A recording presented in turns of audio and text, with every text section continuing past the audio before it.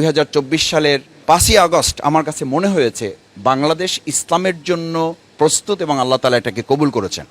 এখন এই প্রেক্ষাপটটাকে চাষ করে যেন ফসলটা আমরা তুলে নিতে পারি। আসসালামু আলাইকুম ওয়া রাহমাতুল্লাহি ওয়া বারাকাতুহু।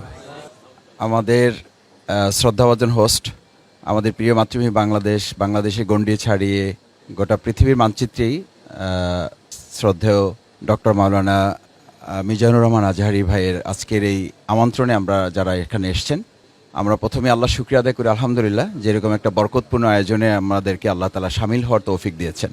আমি দুটো ছোট কথা বলতে চাই, 2 মিনিটের কম সময় শেষ করতে পারলে আমার জন্য ভালো হবে। আমি যারাদের সাথে আমরা আজকে মিলিত হতে সুযোগ পেয়েছি, এটি বাংলাদেশের জন্য অত্যন্ত গৌরবের এবং অত্যন্ত মর্যাদার যে এরকম একটা সময় আমাদেরকে আল্লাহ তাআলা দয়া করে দান করেছেন। এখানে প্রায় সকলেই বলা যায় আমরা দীর্ঘ একটা সময় ভিন্ন রকম একটা পরিবেশে আমাদেরকে জীবন পার করতে হয়েছে। বিশেষ করে আমাদের শ্রদ্ধেয় হোস্ট আজকে যিনি, তাকে তো আসলে আমাদের এই প্রিয় মাতৃভূমিতে আমরা তো রাখতেই পারলাম না। আল্লাহ তাআলা আমাদেরকে এই সুযোগ দিয়েছেন। আবার আরেকবার অন্তরস্থল থেকে শুকরিয়া আদায় করছি আলহামদুলিল্লাহ। আল্লাহ যেন স্থায়ীভাবে আমাদের প্রিয় মাতৃভূমির জন্য প্রথমত এই সময়টাকে নেয়ামত হিসেবে বর্ধিত করে দেন। দ্বিতীয় হচ্ছে, আমি হুজুরের ওয়াজ থেকে একটু কথা বলি, সেটা হচ্ছে অহুয়াল গফুরুল ওয়াদুদ। আসলে আমাদের প্রতি মানুষের এই ভালোবাসা, আমাদের এই বক্তব্য, আমাদের এই কারো লেখনী, এটির আলাদা কোনো কৃতিত্ব আছে বলে আমার কাছে মনে হয় নাই। এটা নিতান্তই আল্লাহ তাআলার দান তার বান্দার প্রতি। তিনি যখন তার কোনো বান্দাকে ভালোবাসেন, এই হাদিস আপনারাই বলেন, আপনাদের কাছ থেকে শুনেছি, আমিও মাদ্রাসায় যতটুকু পড়ার সুযোগ পেয়েছি, আল্লাহ তাআলা যখন কোনো বান্দাকে ভালোবাসেন তখন তিনি আরশে আজিমে এটাকে বলেন, এবং আরশে আজিমকে আসমানওয়ালাদেরকে বলেন এটা জমিনওয়ালাদের কাছে পৌঁছানোর জন্য। সুতরাং আমার যেন এটা মনে থাকে যে আল্লাহর দেয়া এই নেয়ামত আমি আল্লাহর দিনের জন্য যতটা ব্যবহার করব, আল্লাহ এটা তত বেশি সমৃদ্ধ করে দেবেন। লা ইন শাকারতুম লা আযীদান্নাকুম। সেটা যদি মনে থাকে তাহলে আমার মধ্যে কোনো ধরনের দ্বিতীয় চিন্তা, ভিন্ন চিন্তা অথবা দিনের বাইরে গিয়ে আলাদা কোনো চিন্তা আমার মধ্যে স্থান পাওয়ার কোনো সুযোগ থাকবে না।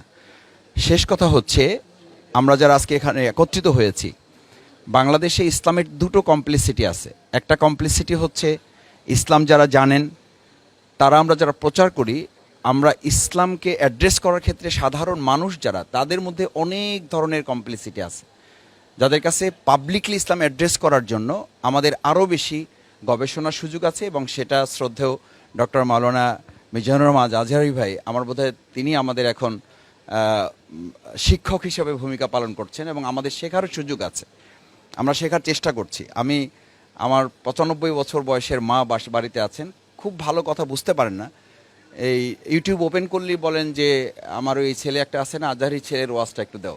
ওরটা আমি ভালো বুঝি, আন্দোলনের উনি শপথের জনশক্তি এখনও, তো বলে যে আমার ওই ছেলেটার ওয়াজটা আমি ভালো বুঝি।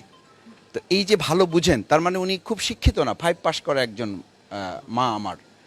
কিন্তু এই 5 পাস করা একজন মানুষ তার কথাটা বোঝে, তার মানে হচ্ছে ইসলামটাকে আমরা যেভাবে জটিল করছি এটাকে সহজ করার সুযোগ তো আছে।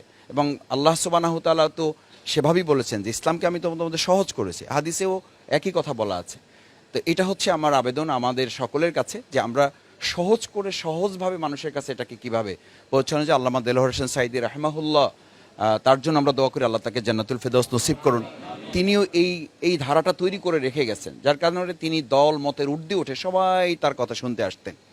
লাস্ট কথা হচ্ছে যে বাংলাদেশের এখনকার পার্সপেক্টিভটা আসলে হচ্ছে জেনারেশন টু জেনারেশন যে চেঞ্জ হচ্ছে, যেটা হুজুরের আমি শেষ কথায় এসে শুনতে পাচ্ছিলাম, জেনারেশনকে কভার করার জন্য আমাদের ইসলামাইজেশনটাকে মডার্ন টেকনোলজির সাথে যদি অ্যাডজাস্ট করার ক্ষেত্রে আমরা ইসলামকে আবার পিছনে ফেলে রাখি। আমি কোথাও দেখি যে মাদ্রাসায় ব্যানার টানানো আছে, আমি আজকেও প্রেস ক্লাবে একটু আগে কথা বলে এসেছি যে ইসলাম ও আধুনিকতার সমন্বয়।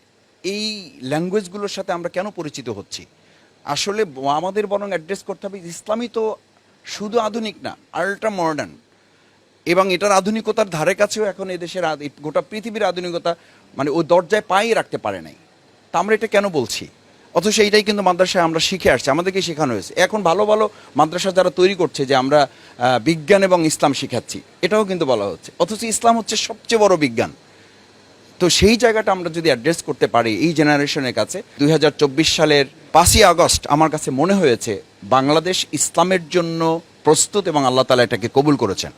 এখন এই প্রেক্ষাপটটাকে চাষ করে যেন ফসলটা আমরা তুলে নিতে পারি, সেই দায়িত্ব আমার সামনে যারা আছেন, আমার শ্রদ্ধেয় শিক্ষক উস্তাদ তুল্য, আমি অনুরোধ করব আমাদের সন্তানদের, আমাদের শিক্ষার্থীদের অর্জিত এই বাংলাদেশ আল্লাহ তাআলা দয়া করে দান করেছেন, ইসলামের জন্য উন্মুক্ত করেছেন, এটাকে এখন ফসল তুলে যেন আমরা ঘরে ঘরে পৌঁছে দিতে পারি, সেই প্রত্যাশা ব্যক্ত করে আমার কথা শেষ করছি।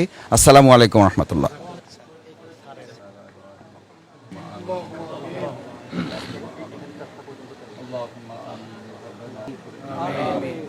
আল্লাহ আয়োজন কবুল করেন। আমরা যে মহব্বত ভালোবাসা নিয়ে এসেছি, আল্লাহ এই